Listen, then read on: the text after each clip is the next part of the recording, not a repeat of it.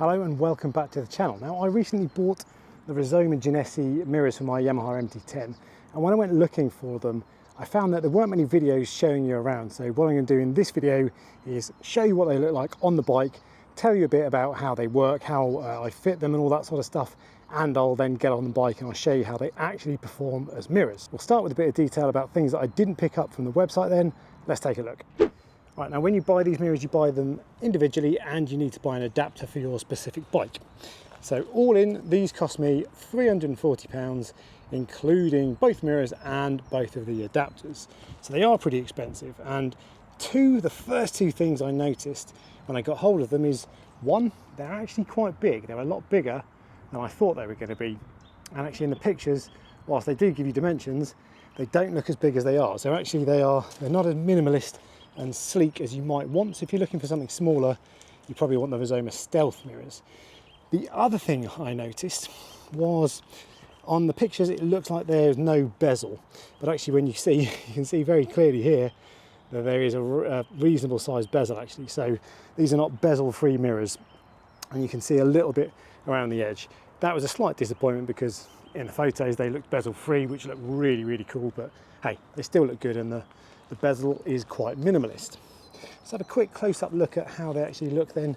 They're a really nice shape, and although they are a bit bigger than I was expecting, I actually think that's a good thing because they do a really good job as actual mirrors, functioning mirrors, which I'll come on to in a second then. All right, so how do you install them then? Well, first off, they're pretty easy to install. Obviously, you just take out the existing mirror and then slot these into place. In terms of setting them up and adjusting them, there is a bolt here that you can loosen up, so that means that it will tilt forward and backwards.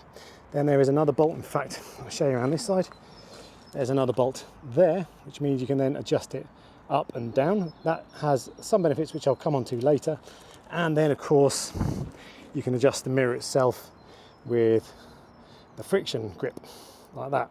And actually it's a really good friction grip. I previously bought some cheapo AliExpress Rizoma Tomok rip-offs, and they were just awful. If you touch them, you could never get them to sit exactly where you want, whereas these, the friction grip is perfect. So actually they're a really good solid install, and as you'd expect for the money, they feel really nice quality and they stay exactly where you want them to. Now when I said that you can adjust them up and down, so you can have them higher or lower, I wanted these to sit really tight to the handlebars because I just think that looks much better when they sit nice and low. It gives the bike a much better lower profile.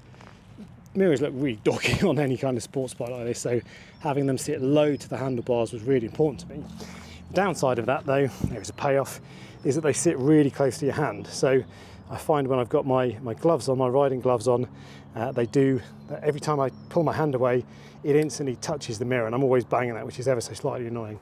It's the same on the other side, of course, and it just gets slightly in the way. So if you want to take your hand off and touch your visor or whatever, it just gets a little bit in the way. So that can be a tiny bit annoying. You can of course fix that by having it higher up, but then it won't look as cool. Okay, so I think we're probably done with having a look at how they actually look on the bike. So what I'm going to do now is hop on, go for a quick ride, and I'll talk you through how they actually perform doing the job they're supposed to.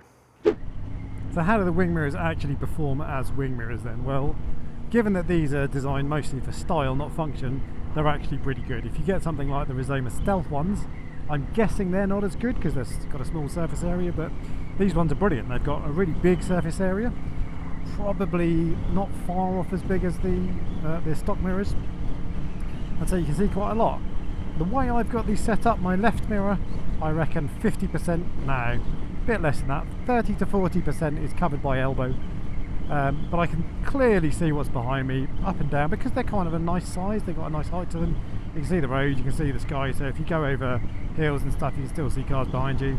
Totally fine, really pretty decent. And because they stick out quite a long way, far out to the left, you can see, well, they're really good.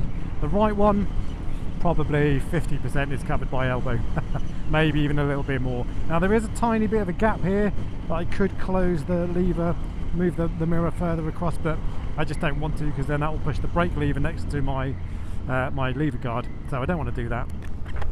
But that, if you could do that, that would make it a little bit better, but it's still good. It's still absolutely fine. Yeah, I'm getting a bit more elbow, but the visibility is still pretty decent and I don't have any complaints about it.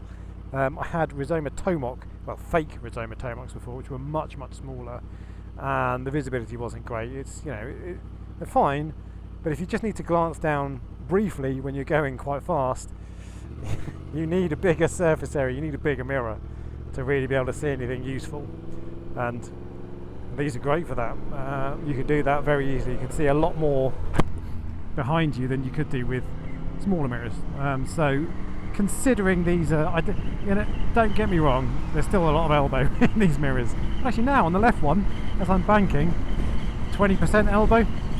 So yes, but anyway, don't get me wrong, there is still a lot of elbow in these mirrors, but it's a sport bike, and it's a naked, it's a super naked. That's what you're going to get. And considering these mirrors have been designed for style first and functionality second, the functionality is still really pretty good. And I don't find myself thinking, oh god, I wish I didn't have these. There might be some mirrors that you end up with where they look fantastic, but every time you actually need to look at them, you're cursing your decision. But that's not the case with these. They're great, they're really good, they're totally fine. Very pleased. Filtering wise, you know, they make it worse. They make the bike worse, and the bike's already got relatively wide handlebars, so you know they're going to reduce your ability to filter, but I tend to be quite cautious. I prefer to be risk averse and not take the risk that I'm going to ding someone's car, or more to the point, scratch my own bike. So, you know, they don't affect, I didn't find that when I put these on that they affected my filtering, my attitude towards filtering. I still do the same, but yeah, they're wider and they make it harder. They're also kind of, for a lot of cars, they're not quite at the right level for mirrors, but if you see any, what's this guy up to? If you see any, so hatchbacks for example, these cars here, they're fine. They're not gonna clash. But an SUV like this one, what's this? Audi Q7, they're closer. And a van, you know, so some cars they're gonna be the right height for touching, so you need to be a little bit careful. So filtering, yeah, they're not great, but they're okay.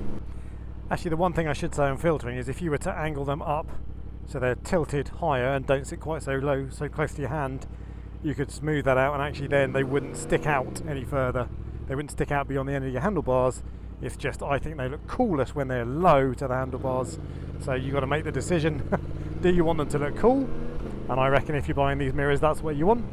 But if you're not prepared to sacrifice that handlebar width, just tilt them upwards, and then they won't stick out past the handlebars.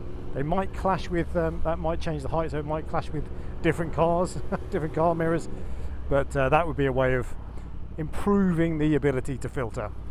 Alright, so that's how they perform overall. So I'll just finish by giving you my final thoughts. I really like these. They were really expensive, and I'm sure some people will think it's crazy to pay that kind of money for a pair of mirrors, but I think that these will outlast your bike.